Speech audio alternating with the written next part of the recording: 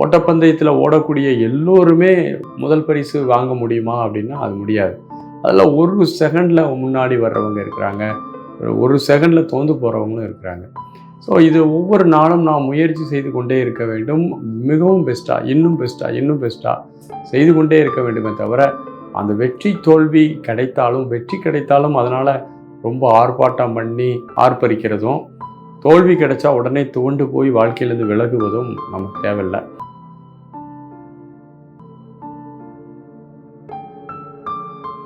அனைவருக்கும் அன்பான வணக்கங்கள்.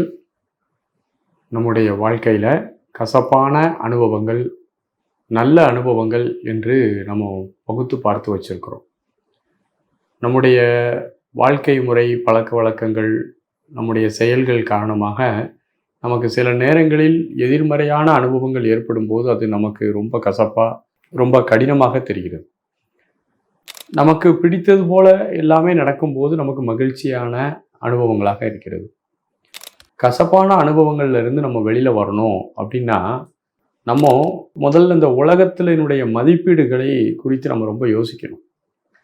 நம்ம எல்லாரும் எப்படி முயற்சி பண்ணுறோம் அப்படின்னா, நமக்கு பிடித்தது போல், நமக்கு சாதகமான நடக்கக்கூடிய அனைத்தும் நமக்கு ஹாப்பியாக இருக்கிறது மாதிரியும், நமக்கு சாதகம் இல்லாத அனைத்து செயல்களும் துன்பம் தர்றது மாதிரியுமான ஒரு மைண்ட் செட்டில் இருக்கிறோம்.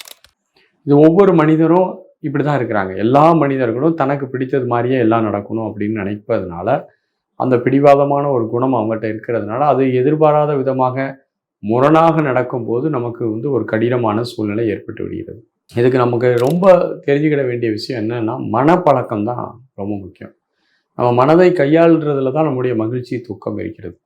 ஒரு சின்ன பென்சில் தொலைந்தால் கூட ஒருவன் ஒரு நாள் கூட உட்காந்து கவலைப்படுற ஆட்களும் இருக்கிறாங்க. பெரிய அளவில் ஏதோ ஒரு இழப்பு ஏற்பட்டாலும் ஓகே இது அக்செப்ட் பண்ணிவிட்டு ஃப்ரீ ஆயிடுவோம் அப்படின்ட்டு இருக்கிறாங்க.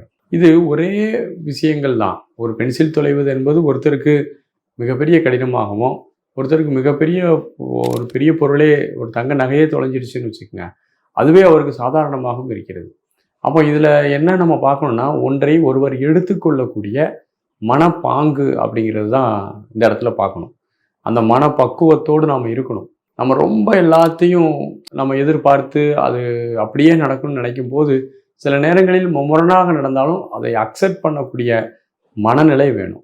ஓட்டப்பந்தயத்தில் ஓடக்கூடிய எல்லோருமே முதல் பரிசு வாங்க முடியுமா அப்படின்னா அது முடியாது. அதில் ஒரு செகண்டில் முன்னாடி வர்றவங்க இருக்கிறாங்க, ஒரு செகண்டில் தோந்து போகிறவங்களும் இருக்கிறாங்க. ஸோ இது ஒவ்வொரு நாளும் நாம் முயற்சி செய்து கொண்டே இருக்க வேண்டும். மிகவும் பெஸ்ட்டாக, இன்னும் பெஸ்ட்டாக, இன்னும் பெஸ்ட்டாக செய்து கொண்டே இருக்க வேண்டுமே தவிர, அந்த வெற்றி தோல்வி கிடைத்தாலும், வெற்றி கிடைத்தாலும் அதனால் ரொம்ப ஆர்ப்பாட்டம் பண்ணி ஆர்ப்பரிக்கிறதும், தோல்வி கிடைச்சா உடனே துவண்டு போய் வாழ்க்கையிலேருந்து விலகுவதும் நமக்கு தேவையில்லை. எதையுமே சமநிலையில் பார்க்கக்கூடிய ஒரு மனப்பாங்கை நாம் பெற்றுக்கொள்ள வேண்டும். நம்ம கடினமான அந்த கசப்பான மன அனுபவங்களிலிருந்து வெளியே வர வேண்டும் என்றால், முதலில் நாம் எதன் மீதும் பற்று இல்லாத தன்மையில் இருக்கணும். ஏன்னா பற்று வைக்கும் போது தான் அந்த பொருளுக்கோ, அந்த நபருக்கோ, அந்த கருத்துக்கோ இடையூறு ஏற்படும் போது நாம் துன்பத்திற்கு உள்ளாகின்றோம். ஆகவே எந்த ஒரு விஷயத்திலையும் மட்டுப்பற்று இல்லாமலும் இருக்கணும். அதே நேரத்தில் நம்ம ரொம்ப தெளிவாக அமைதியான சூழ்நிலையில் இருக்கணும். சமநிலையில் பழகணும். நம்ம மனதிற்கு கொடுக்கக்கூடிய பழக்கம், இந்த மகிழ்ச்சி அப்படிங்கிறதும் ஒரு வகையான பழக்கம் தான். ஏன்னா பிடித்தது நடக்குது மகிழ்ச்சி, பிடிக்காத விஷயங்கள் நடந்துட்டு இருக்கு அப்படின்னா நமக்கு துன்பமாயிருது. இப்படியான முரண்பாடான பல விஷயங்கள் நமக்குள் நாம் உருவாக்கி வைக்கிறோம். அப்போ நம்ம செய்ய வேண்டியது, முதலில் கவனிக்க வேண்டியது மனதை பழக்கப்படுத்துதல். இந்த உலகத்தில் சில மனிதர்கள், சில சம்பவங்கள் அப்படித்தான் நடக்கின்றன, சிலர் அப்படிதான் நடந்து கொள்கிறார்கள். ஆகவே நாம் எல்லாரிடமும் எல்லா எதிர்பார்ப்புகளும் இன்றி வாழ வேண்டும். நாம் நம்முடைய கடமையை மிகச் சரியாக ஆற்றி, அந்த கடமைகளின் மூலமாக நல்ல ஆரோக்கியமான செயல்பாடுகள், இன்வால்மெண்ட்டோடு நல்ல செயல்களை செய்து ஓரளவு தன்னிறைவோடு அமைதியாக இருப்பதற்கான பழக்கத்தை நாம் ஏற்படுத்தி கொண்டால் கண்டிப்பாக ஒரு சமநிலை மனநிலை நமக்கு கிடைக்கும். அந்த சமநிலையில் இருக்கும்போது நமக்கு ஒரு கசப்பான அனுபவங்கள் ஏற்படாமல் இருக்கும்.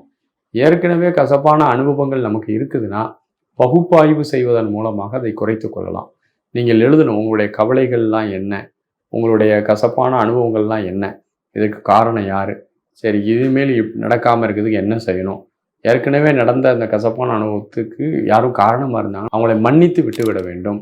அதேபோல் இனிமேல் எல்லா உயிர்களிடம் பேசும்போது இந்த கசப்பான அனுபவம் ஏற்படாதவாறு விழிப்பு நிலையில் நம்ம இருக்கணும்.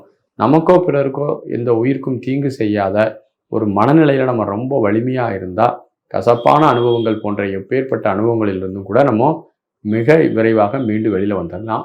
வாழ்த்துகள். நன்றி. வணக்கம்.